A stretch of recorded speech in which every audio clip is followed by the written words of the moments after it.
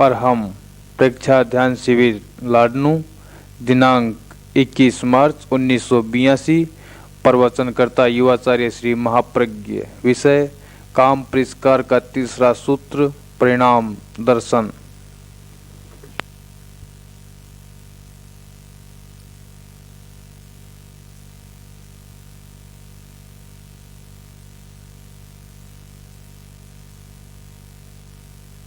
पुंज गुरुदेव। ज्योति की साधना करने वाले साधक गण।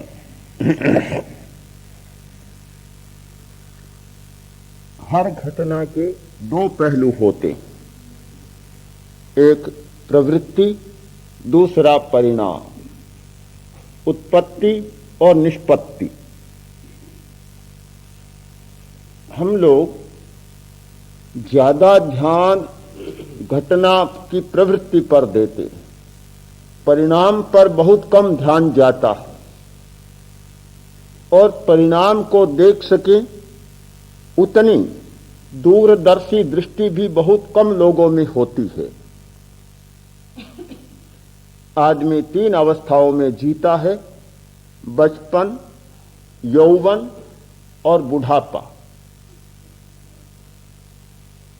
शरीर की तीन अवस्थाएं होती है, तो हमारी चिंतन की भी तीन अवस्थाएं होती है। एक बचपन, जिसमें अज्ञान होता है, परिणाम का बोध नहीं होता। एक बच्चा आग में हाथ डाल देता है, उसे बोध नहीं होता कि हाथ जल जाएगा। एक बच्चा जहर की प्याली पड़ी हो तो पीने लग जाएगा, उसे बोध नहीं होता, पी लेता है। एक बच्चा सरकते सरकते छत के उस कॉर्नर पर आ जाता है कि जहां से गिर जाता है, और बहुत बच्चे गिरते हैं, उसे बोध नहीं होता कि आगे जाने से क्या होगा। बचपन और अज्ञान, ये दोनों कभी कभी पर्यायवाची बन जाते। दूसरी यौवन की अवस्था, कि जहां परिणाम का बोध तो होता है पर परिणाम की उपेक्षा हो जाती है। एक जोश होता है, उत्साह की अति होती है, परिणाम की उपेक्षा भी हो जाती है। यौवन में परिणाम की उपेक्षा कर दी जाती है। अनेक घटनाएं ऐसी मिलेंगी कि जहां परिणाम ज्ञात था पर उपेक्षा कर दी गई। उपेक्षा के कारण बहुत भुगतना भी पड़ा। तीसरी अवस्था है बुढ़ापा, शरीर की भी और चिंतन की भी। तो बुढ़ापा उस अवस्था का नाम है कि जहां परिणाम का स्पष्ट बोध भी होता है और परिणाम की उपेक्षा भी नहीं होती। साहस और शौर्य पक जाता है, साहस भी परिपक्व हो जाता है, शौर्य भी परिपक्व हो जाता है। कूद फांद की उतनी ताकत नहीं रहती, तो बूढ़ा आदमी हर पैर सोच समझ कर रखता है। चलता है तो भी पूरे ध्यान के साथ चलता है, और कार्य में भी चलता है तो पूरे ध्यान के साथ चलता है। यह परिपक्वता, परिणामिता या बुढ़ापा जीवन के क्षेत्र में बहुत सफल होता है। एक कहानी है, एक सेठ अपने झरोखे में बैठा था, पानी पी रहा था। हाथ में कांच की गिलास, पीते पीते ऐसा योग बना, हाथ से गिलास छूट गई और नीचे गिर गई। कांच की गिलास एक मंजिल से नीचे गिरे और फूटे नहीं, कितना बड़ा आश्चर्य हो सकता है। पर कभी कभी दुनिया में बड़े आश्चर्य घटित हो जाते हैं। ऐसा ही आश्चर्य हुआ कि गिलास फूटी नहीं। सब लोग आए दौड़े दौड़े और बोले, देखो सेठ कितना भाग्यशाली है, कितना शक्तिशाली कि भला कांच की गिलास हाथ से फूटी, गिरी और फूटी नहीं। ये कब संभव है? हमारा सेठ कितना भाग्यशाली है। सब लोग तो प्रशंसा के गीत गा रहे हैं और सेठ की आंखों में आंसू आ गए। सबने कहा, यह क्यों? खुशी का समय है। भला एक अनहोनी घटना घटी और हंसी आनी चाहिए, खुशी आनी चाहिए, आंखों में एक झूमना चाहिए। आप उल्टे उदास हुए हैं, आंखों में पानी बरसने लगा है, यह क्यों? सेठ ने कहा, बस चरम बिंदु पर पहुंच गया। अब कोई अनहोनी बात होने वाली है, कोई ऐसी घटना होने वाली है जिसकी कल्पना नहीं की जा सकती। यह समृद्धि का, भाग्य का चरम बिंदु आ गया। अत्युग्र पुण्य पाप। हाँ, अत्युग्र पुण्य पापा नाम इहैव लभते फलम। जहां पाप और पुण्य अति उग्र हो जाते हैं, चरम बिंदु पर पहुंच जाते हैं, तो तत्काल उनका फल शुरू हो जाता है। तो शेष ने सोचा, यह अत्युग्र हो गया।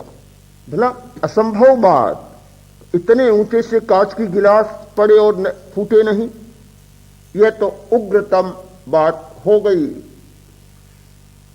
शेष परिणाम को देख रहा था, दूसरे सारे लोग घटना को देख रहे थे। घटना को देखने वाले हंस रहे थे, खुशी हो रहे थे, प्रमोद मना रहे थे, गुणगान कर रहे थे, और सेठ गमगीन हो रहा था, उदास हो रहा था, और उसके सामने परिणाम नाच रहा था। कुछ दिनों में ऐसा ही हुआ, चारों तरफ से समाचार आने लगे। कोई कोई चक्र ऐसा चलता है कि बड़ी विचित्रता होती है। घाटा लग गया, दुकान में घाटा, नौकाओं में माल आ रहा था, नौकाएं डूब गई। चारों ओर से ऐसे समाचार आए, जो करोड़पति सेठ था और रोटी के लाले पड़ने लग गए। बड़ी समस्या पैदा हो गई। गरीबी, और इतनी भयंकर गरीबी, गरीबी बढ़ती गई, बढ़ती बढ़ती यहां तक बढ़ी, सांझ और सुबह की कठिनाई पैदा हो गई। सुबह मिलता है तो सांझ को नहीं मिलता, सांझ को मिलता है तो सुबह नहीं मिलता।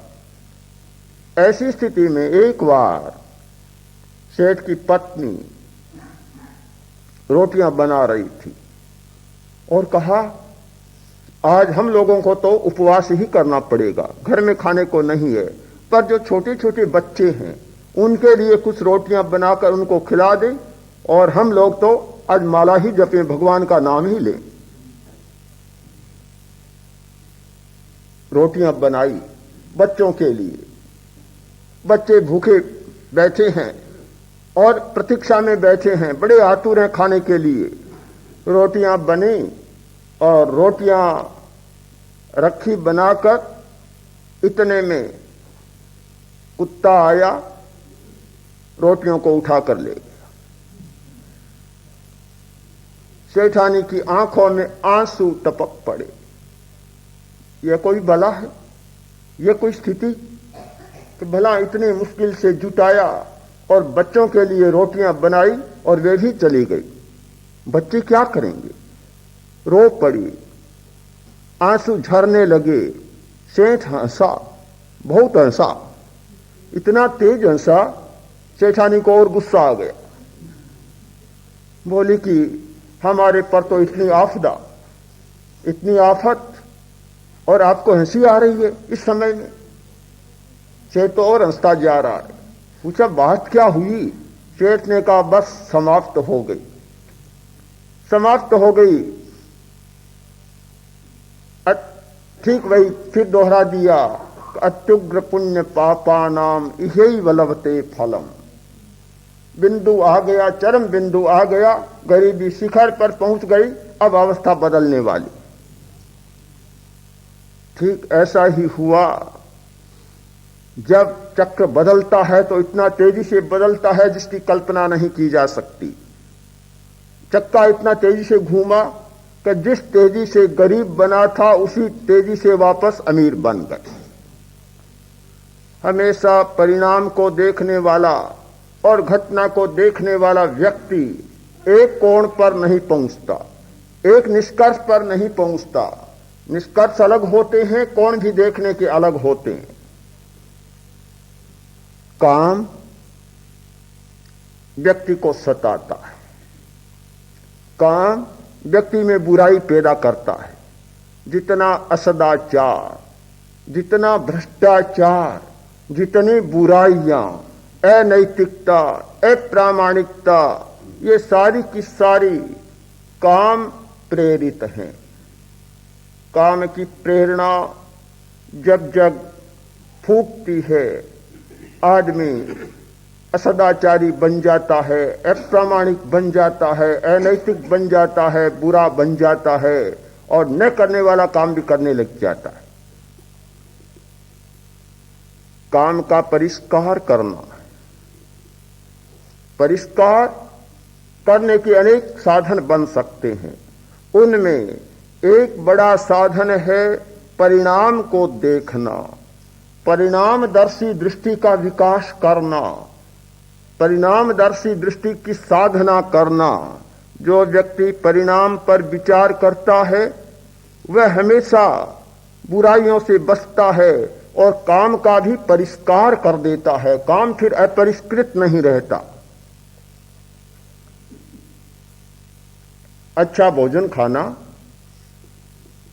अच्छा लगता है, रोज मिठाई खाना, स्वादिष्ट भोजन खाना, जीभ को प्रिय वस्तु देना बड़ा अच्छा लगता है। किसी व्यक्ति को सुंदर युवती मिले बड़ा अच्छा लगता है। और जो व्यक्ति तोड़ भांज कलह करता है बड़ा अच्छा लगता है कि मैं किसी से दबता नहीं किंतु सबको दबा देता हूं। एक परिणामदर्शी ने कहा, नित्यम गरिष्ठ आहार अत्यंतम सुंदरी युवती कलहो दैवसिकोयम अकाल मृत्योर निमित्तान। रोज गरिष्ठ भोजन करना, स्वादिष्ट भोजन प्रतिदिन करना और अत्यंत सुंदरी होना, जिसकी पत्नी अत्यंत सुंदरी है और रोज जो कलह करता है, झगड़ा करता है और सबको दबाता रहता है, ये तीनों अकाल मृत्यु के निमित्त बनते। घटना तो तीनों प्रिय लगती है पर परिणाम में तीनों अकाल मृत्यु लाते हैं। काम परिष्कार के लिए हमारे सामने परिणाम के कुछ सूत्र बनते हैं। जिस घटना का परिणाम होता है रोग, जिस घटना का परिणाम होता है बूढ़ापा, जिस घटना का परिणाम होता है अकाल मृत्यु, जिस घटना का परिणाम होता है मानसिक अशांति और जिस घटना का परिणाम होता है संघर्ष, कलह, लड़ाइयां, वे सारी घटनाएं हमारे लिए वांछनीय नहीं होती। इस वांछनीयता का बोध जितना जितना स्पष्ट होता चला जाता है, काम का परिष्कार भी उस अनुपात में होता चला जाता है। अध्यात्म के आचार्यों ने इस परिणाम दर्शन के आधार पर अनेक बातों का निरूपण किया। 5 इंद्रियों के विषय बहुत प्रिय लगते हैं और काम के द्वारा, कामना के द्वारा उनमें प्रियता भरी जाती है। काम भोग बहुत प्रिय लगता है पर कहा, जय किंपाग फलाणम परिणामो न सुंदरो एवं भुत्तान भोगानम परिणामो न सुंदरो। कि काम भोग तो बड़े प्रिय लगते हैं, फिर ये धर्म के लोग क्यों पीछे पड़े हुए हैं? ये छोड़ो वह छोड़ो, अच्छा खाना छोड़ो, ये भोग छोड़ो, अच्छी अच्छी बातें छोड़ो, क्यों पीछे पड़े हुए हैं? तो उन्होंने कहा, हम पीछे पड़े हुए नहीं है, इनका परिणाम तो देखो जरा। ये किंपाक का फल कितना अच्छा लगता है, दिखने में बड़ा सुंदर, लाल लाल रंग, आंखों को लिए आकर्षक, खाने में बड़ा मीठा। ये कुचेले का फल, कुचेले का फल किंपाक का फल है। जो कुचेले का फल होता है, कुचेला एक विष है और उसका फल बड़ा मीठा होता है खाने में और बड़ा सुंदर लगता है देखने में, किंतु कोई खा जाए सुंदरता को देखकर और मिठास को चखकर तो परिणाम होता है मृत्यु। जय किंपाग फलानम परिणामो न सुंदरो एवं भुत्तान भोगानम।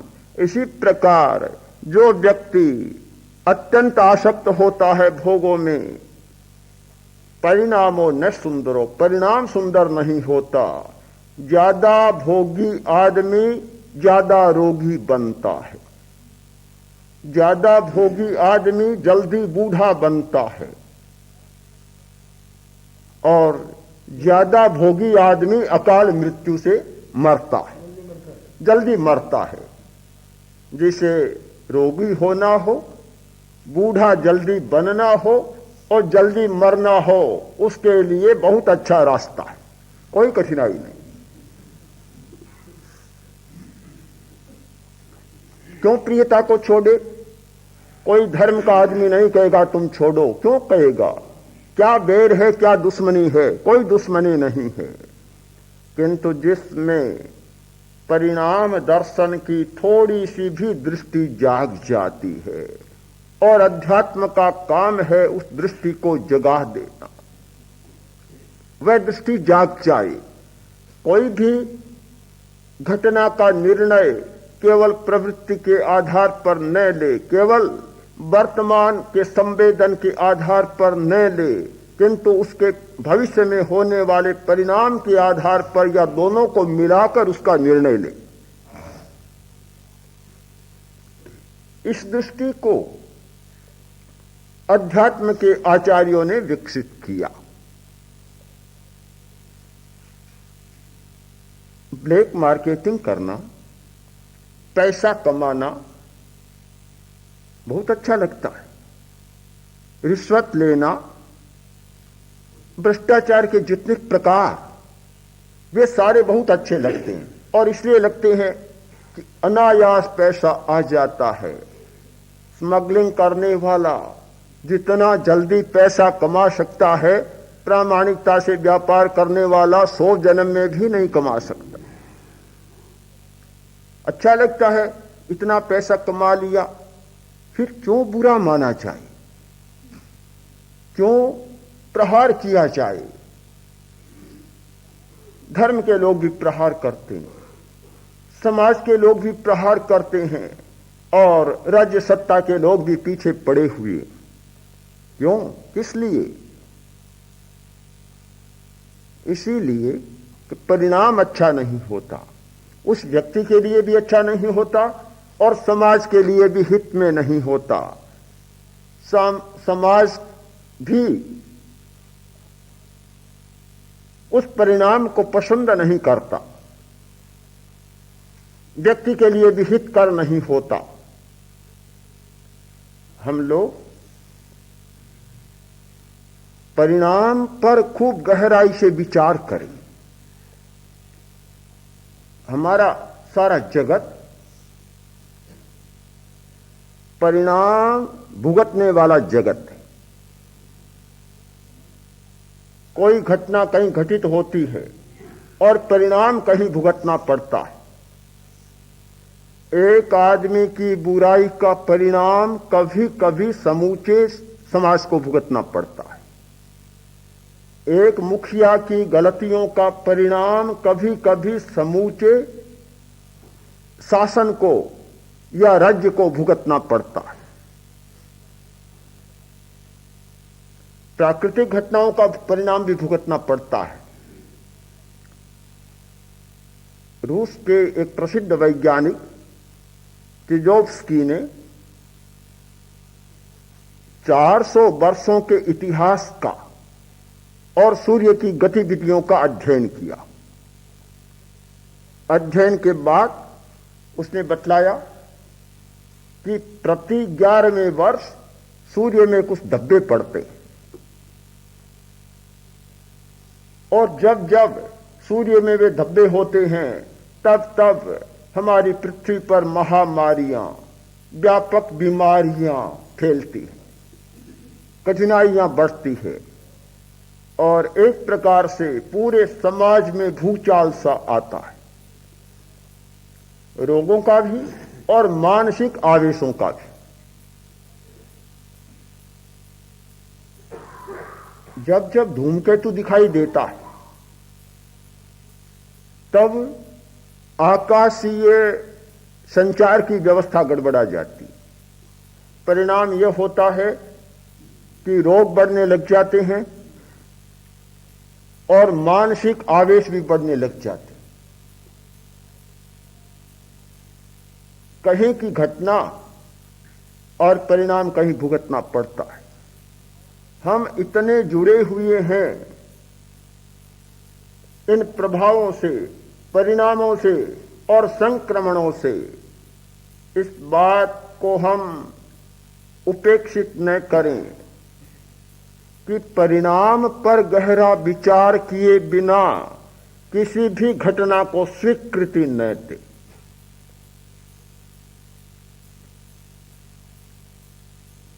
धर्म के क्षेत्र में या साधना के क्षेत्र में इस विषय पर बहुत गहरा विचार किया गया, गहरा चिंतन किया गया कि किसी भी घटना को अच्छा मत मानो और किसी को बुरा मत मानो, किसी को प्रिय मत मानो और किसी को अप्रिय मत मानो। पहले यह देखो कि इसका क्या परिणाम होने वाला है। सुदीर्घ चिंतन करने वाले लोग इसीलिए तो मूल्यवान माने जाते हैं कि वे परिणाम पर बहुत गहरा विचार करते हैं कि क्या होने वाला है। आज के कार्य का 100 वर्ष बाद क्या होने वाला है, इस संदर्भ में आचार्य भिक्षु की दृष्टि बहुत साफ सामने आती है कि वे बहुत दूरदर्शी और परिणामदर्शी थे।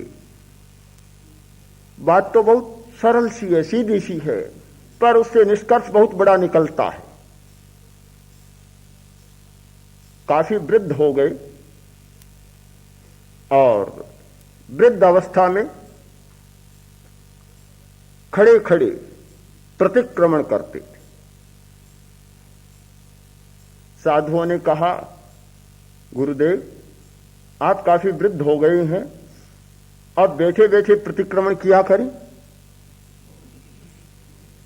आचार्य भिक्षु ने 2 क्षण रुककर कहा कि भाई देखो, तुम्हारी बात तो ठीक है, पर मैं अगर बैठे बैठे प्रतिक्रमण करूंगा तो संभव है कि आने वाली पीढ़ियां लेटे लेटे प्रतिक्रमण किया। मैं खड़े खड़े करता हूं तो कम से कम बैठे बैठे तो करेंगे। आज मुझे लगता है कि बात बहुत मिल रही है कि वे खड़े खड़े करते थे तो परिणाम यह है कि आज हमारे अन्यत्र विहार करने वाले बहुत सारे साधु साधियां कम से कम बैठे बैठे तो करते हैं। यहां तो खड़े खड़े ही होता है। हम खड़े खड़े करते हैं कि स्वामी जी की बात सत्य करने के लिए खड़े खड़े करते हैं। हाँ।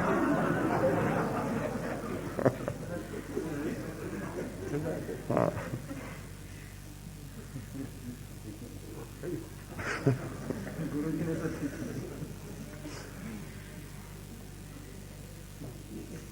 तो एक व्यक्ति परिणाम की बात सोचता है तो प्रियता का परिष्कार कर देता है। वृद्ध अवस्था में बैठना, आराम करना, यह काम है, एक कामना है, प्रिय लगता है। किंतु जो व्यक्ति परिणाम को देखता है उसकी प्रियता में परिष्कार आ जाता है, कामना में परिष्कार आ जाता है। फिर वह इस दृष्टि से नहीं देखता कि अच्छा लग रहा है, केवल इस दृष्टि से देखता है कि इसका आगे परिणाम क्या होने वाला है, 50 वर्ष के बाद क्या परिणाम होगा और 100 वर्ष के बाद क्या परिणाम होगा। तो कामना पर अंकुश लगाने का एक बहुत बड़ा सूत्र है परिणाम दर्शन।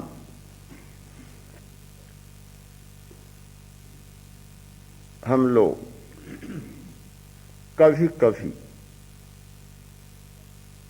काम परिष्कार की बात तो सोचते, क्योंकि जब शब्द, रूप, रस, गंध और स्पर्श ये सताने लगते हैं, तब परिष्कार की बात सोचते।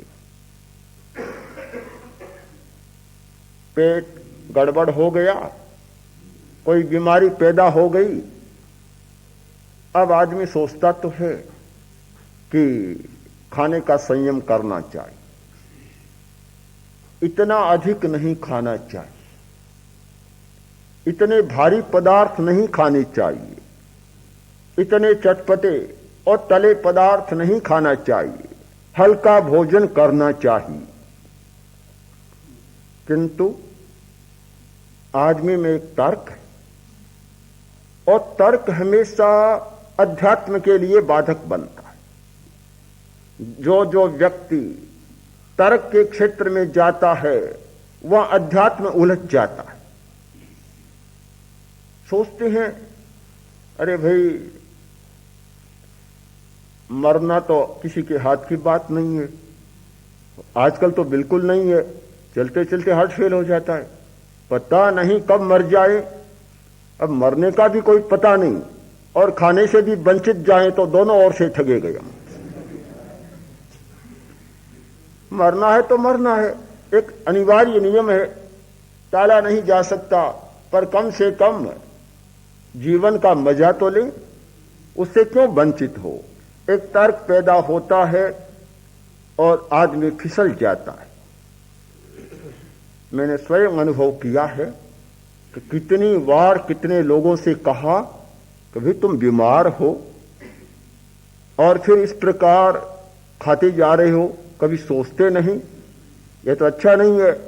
यही तर्क उन्होंने दिया कि महाराज आप कहते हैं वह बात तो ठीक है, बात ठीक है, पर आप यह तो जानते हैं कि मरना तो एक निश्चित है। नहीं खाने वाला नहीं मरता है। हाँ, नहीं खाने वाला क्या नहीं मरेगा, मरना निश्चित है, यह ध्रुव सिद्धांत है। तो फिर न खाकर 5 वर्ष ज्यादा जिए, इसकी अपेक्षा अच्छा खाकर 5 वर्ष पहले मर जाएं तो कौन सा नुकसान होने वाला है। एक तर्क ऐसा पैदा होता है कि कोई आदमी पढ़कर वकील बनता होगा, पर अनपढ़े वकील तो सारे के सारे हैं, कोई कमी नहीं है। जिसका दृष्टिकोण भौतिकता में फंसा हुआ है, जिसका दृष्टिकोण कामना में उलझा हुआ है, वह बिना पढ़ा हर आदमी वकील है। एक किसान रहत को चला रहा था, पानी निकालने के लिए राजस्थान में रहत चलाए जाते हैं, जहां घड़माल होती है, घड़माल से पानी निकलता है। तो बैल कुएं को जोता हुआ था, खींच रहा था और पानी चल रहा था, घंटी बांधी हुई थी। एक कोई राही आया और उसने कहा, अरे किसान भाई, यह बैल के गले पर घंटी क्यों बांधी है तुमने? बोला कि यह कुएं को खींच रहा है, जब रुके तो मुझे पता लग जाए कि बैल रुक गया है, तो फिर इसे चला दो। बोला कि अगर बैल खड़ा होकर गले को हिलाए तो तुम्हें क्या पता चलेगा? मैं बोला कि यह वकील नहीं है।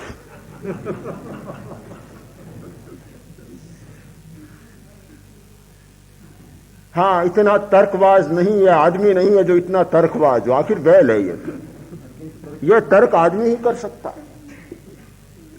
हम लोग उलझ जाते हैं तर्क में और अपने ही तर्क के जाल में उलझ जाते हैं, सच्चाई से दूर रह जाते हैं। अध्यात्म के क्षेत्र में यथार्थ पर दृष्टि डालनी होती है कि जब जब ये इंद्रिय के विषय हमारी कामनाएं प्रबल होती हैं, आदमी को संकट में डालती है। मैं ऐसी चर्चा नहीं प्रस्तुत कर रहा हूं जो जीवन को नीरस बनाए, रसहीन बनाए। रसहीन बनाना अध्यात्म का काम नहीं। नीरस जीवन जीना यह धर्म की प्रेरणा नहीं। धर्म का काम है कि और ज्यादा सरस जीवन जीना, और ज्यादा रसवान जीवन जीना। यह रूखा सूखा जीवन जीना यह कोई धर्म का काम नहीं है। कोई धार्मिक व्यक्ति यदि नीरस जीवन जीता है, रूखा सूखा जीवन जीता है, उदास और खोया खोया रहता है, तो मन नहीं करता कि उसे धार्मिक कहा जाए। धार्मिक हो ही नहीं सकता। यह प्रेरणा है कि काम का परिष्कार करने पर एक ऐसे रस का स्रोत फूटता है जिस रस की रस भोगने वाला आदमी, कामना करने वाला आदमी कल्पना ही नहीं कर सकता। कामना ने हमारे आनंद के स्रोत को अवरुद्ध कर रखा है। एक शक्ति का स्रोत, एक आनंद का स्रोत और एक चेतना का स्रोत, ये तीन स्रोत हमारे भीतर निरंतर प्रवहमान है। पर इन तीनों को रोके हुए है तीन तत्व। कामना हमारे आनंद को रोके हुए है। ज्ञान की अवहेलना या तर्क हमारी चेतना के स्रोत को रोके हुए हैं। तर्क सचमुच रोके हुए हैं। और प्रमाद हमारी शक्ति के स्रोत को रोके हुए हैं। प्रमाद को निरस्त करना, कामना को निरस्त करना और तर्क को निरस्त करना, अपने शक्ति स्रोतों को उद्घाटित करना है। अध्यात्म का काम है कामना का परिष्कार करें। और जब ये परिष्कार होगा तो शब्द में जो रस आता है उससे ज्यादा रस अशब्द में आने लगेगा। आपने शब्द के रस का अनुभव किया है। अशब्द में बड़ा रस है। जो व्यक्ति अशब्द रहना सीख जाता है, शब्द का रस फीका फीका लगने लगता है। जब तक जिसने असली दूध नहीं पिया, केवल धोवन का दूध पिया, उसी में रस होता है। गरीब मां ने पानी में आटा मिला दिया, चीनी मिला दी और अपने बच्चे को दूध पिलाती रही। वह मानता था कितना बढ़िया दूध है। पर जिस दिन यह पता चला, अपने मित्र के घर गया और असली दूध पिया, मिश्री डाला हुआ, तब पता चला रे दूध तो यह होता है। वह धोवन का पानी छूट गया। पता नहीं कितना धोवन का पानी आदमी पिया जा रहा है, सफेद चीनी, जहरीली चीनी डाले हुई पिया जा रहा है। जब असली दूध मिल जाए, शब्द के जगत में जो रसवत्ता है शायद शब्द के जगत में नहीं है। शब्द की बात भी छोड़ दूं, भीतर के शब्द में जो रस है, बाहर के शब्द में वह रस नहीं है। जिस व्यक्ति ने ध्यान के माध्यम से अपने भीतर के शब्दों को सुना है, वह व्यक्ति कहता है ऐसे शब्द हमारे संसार में नहीं है। एक भाई ने बताया, दिल्ली में शिविर था, उसने कहा, अच्छा पढ़ा लिखा आदमी था, कि मैंने ध्यान के काल में जो रूप देखे हैं, जो रंग देखे हैं, आज तक दिल्ली में रहने पर और इतने बड़े व्यापार के साथ संबद्ध होने पर भी बाहरी दुनिया में इतने बढ़िया रंग मैंने नहीं देखे। रस भी इतना टपकता है। जिस व्यक्ति ने अपनी अंतःस्रावी ग्रंथियों के रसों का स्वाद कर लिया है, जिसने अपनी जीभ को उलटकर और भीतर के रस का आस्वादन कर लिया है, उसे पता चलता है कि भीतर में कितना बड़ा रस है। हमारे इस शरीर के भीतर ये पदार्थ हैं कि जो व्यक्ति अरस, अशब्द और अरूप अवस्था का अनुभव कर लेता है, उसकी तो आप कल्पना ही छोड़ दें। मैं गृहस्थ के साधना सूत्रों की चर्चा कर रहा हूं, इसलिए अशब्द अरूप की बात छोड़ भी दूं। यह तो नहीं मानता कि गृहस्थ वहां तक नहीं पहुंच सकता। आज यह भेद समाप्त हो गया। पुराना जमाना था, पुराना चिंतन था, यह साधना कोई सन्यासी ही कर सकता है और गुफावासी ही कर सकता है। किंतु आज का युग का चिंतन बदल गया, सारी चिंतन की धारा बदल गई। आज यह सम्मत हो गया, घर में रहने वाला एक गृहस्थ यह साधना कर सकता है। प्रेक्षा ध्यान की पद्धति में ऐसे तत्वों का समावेश किया गया है, ऐसी सरल पद्धति और प्रक्रिया का विकास किया गया है कि जिस प्रकार सन्यासी एकांत में गुफा में रहने वाला ध्यान की साधना कर सकता है, वैसा एक गृहस्थ अपने घर में रहने वाला भी साधना कर सकता है। भोगों के बीच में रहने वाला भी साधना कर सकता है। शब्द रूप रस गंध और स्पर्श के बीच में तैरता हुआ भी साधना कर सकता है। और उससे काम का परिष्कार होता है। काम को छोड़ना, अकाम होना और काम का परिष्कार करना दो बातें हैं। अकाम कितने लोग बनेंगे, सन्यासी कितने बनेंगे? नमक जितने भी नहीं, आटे में नमक जितने भी नहीं। तो क्या से संसार सारा दुख भोगने के लिए पैदा हुआ है?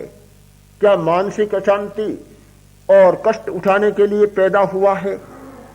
बिल्कुल नहीं। एक मार्ग खोजा गया और वह मार्ग सर्व सुलभ बन गया। मैं देखता हूं आज सुलभता की और सरलता की बहुत अपेक्षा है। जटिल मार्ग बहुत चिरजीवी नहीं हो सकता।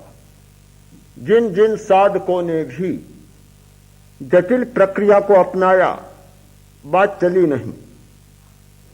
बौद्धों में ध्यान की पद्धति बहुत जटिल, इतनी जटिल शायद छूट गई। विपश्यना हमारे सामने है, किंतु विपश्यना उनकी मूल पद्धति नहीं है। यह तो बाद में विकसित हुई है, छूट गई। और इसलिए छूटी, इतना भेद, इतना प्रभेद कि विशुद्धि मग्ग को पढ़ने वाला स्वयं जटिलता में फंस जाता। इतनी जटिल बात चलेगी कैसे? दुनिया में वही बात व्यापक बन सकती है जो सरल होती है। इसी समस्या को ध्यान में रखकर बौद्ध आचार्यों ने विपश्यना को सामने रख दिया। वह सरल पद्धति है। शायद जैनों में भी धर्म ध्यान की पद्धति छूट गई, और छूटने का एक कारण ये जटिलता भी हो सकता है। व्यापक नहीं बनी, जरा जटिल सी लगी, छूट गई। यह प्रेक्षा ध्यान की पद्धति उसी की प्रतिक्रिया हो सकती है कि सर्वजन को एक सरल पद्धति चाहिए। जो पद्धति जितनी सरल होती है उतनी सुलभ होती है और उतनी जनग्राह्य होती है। मैं मानता हूं यह एक बहुत सरल पद्धति हमारे सामने है। इसके द्वारा काम का परिष्कार किया जा सकता है और घर में रहते हुए किया जा सकता है। आचार्य श्री तुलसी ने एक सूत्र दिया, धर्म के क्षेत्र में क्रांतिकारी सूत्र दिया, और वह यह उनकी भाषा में कि मैं यह नहीं कहता कि सब सन्यासी बन जाए, किंतु जो व्यक्ति जहां है वहां रहते हुए अच्छा बन जाए, चाहे व्यापार करे, चाहे राजनीति में रहे, चाहे वकालत करे, चाहे यूनिवर्सिटी में जाए, किसी भी क्षेत्र में जीवन के किसी भी व्यापार में जाए, किंतु वह अच्छा आदमी बन जाए। यह बात सर्वमान्य हो सकती है। अणुव्रत की बात सर्वमान्य हो सकती है। अगर यह घोषणा होती कि हर व्यक्ति को महाव्रती बनना है, सन्यासी बनना है, तो जो स्वर उठता उठने से पहले ही नीचे गिर जाता। असंभव बात, अकल्पित बात जो हो नहीं सकती। हमेशा परिणाम पर दीर्घ दृष्टि से सोचने वाला व्यक्ति उस संभावना को प्रस्तुत करता है समाज के सामने कि जो ग्राह्य हो सकती है। असंभव बात कभी ग्राह्य नहीं होती। आज हमारे सामने यह संभावना है, और यह निश्चित संभावना कि काम का परिष्कार किया जा सकता है, घर में रहते हुए भी किया जा सकता है, परिवार के बीच में रहते हुए भी किया जा सकता है। शर्त केवल इतनी, परिष्कार का आलंबन लें, सूत्रों को अपनाएं जिनसे परिष्कार हो सके। उन सूत्रों में दो सूत्रों की चर्चा पहले की, और तीसरा सूत्र है आज का कि परिणाम दर्शी दृष्टि का विकास करें। दृष्टि को ऐसा बनाएं कि केवल घटना पर ही न उलझे। कोई भी बात सामने आए, प्रिय या अप्रिय, प्रिय बात आने पर राग पैदा न करें, उसमें उलझे नहीं। अप्रिय बात आने पर तत्काल भ्रिकुटी न तने। पहले सोच लें क्या परिणाम होगा, इस अप्रिय बात का भी परिणाम क्या होगा। कभी कभी ऐसा होता है कि अप्रिय बात भी बहुत अच्छी हो जाती है। वर्तमान में तो अप्रिय लगती है, किंतु बात बहुत अच्छी बन जाती है। एक पागल लड़का था, एक बीमार आदमी जा रहा था, और बीमार वह भी पागल बना हुआ, दिमाग खराब। उस लड़के ने पत्थर फेंका और उसके सिर पर जाकर लगा। इतना गहरा लगा, घाव हो गया, खून आने लगा। इतना खून आया, स्वस्थ हो गया, पागलपन मिट गया। कोई खराब खून जमा हुआ था, इलाज करा रहा था, दवा ले रहा था, ठीक नहीं हो रहा था, पत्थर फेंका, वह खराब खून सारा निकल गया और बिल्कुल स्वस्थ हो गया। कभी कभी अप्रिय लगने वाली घटना भी अच्छा परिणाम ला देती।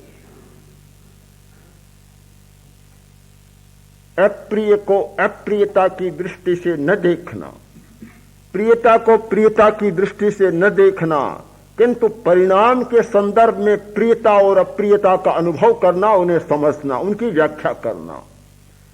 इस दृष्टि का जैसे जैसे विकास होता है, अपने आप कामना पर अंकुश लगता चला जाएगा।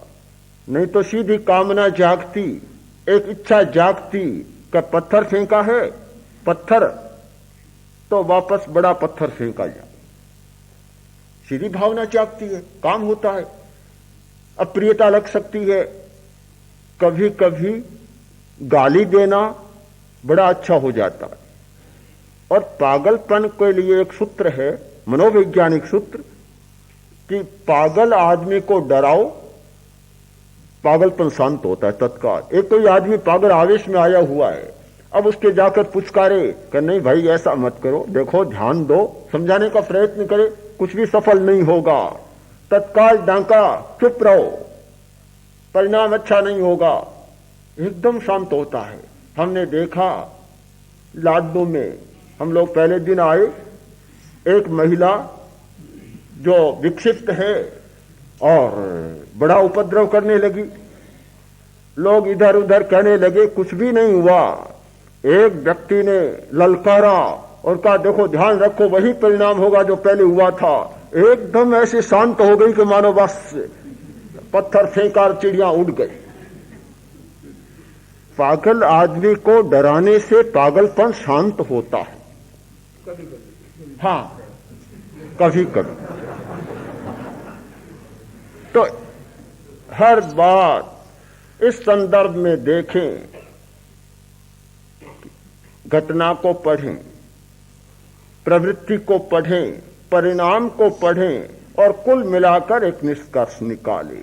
तो ये परिणाम दर्शन काम के परिष्कार का एक महत्वपूर्ण सूत्र है।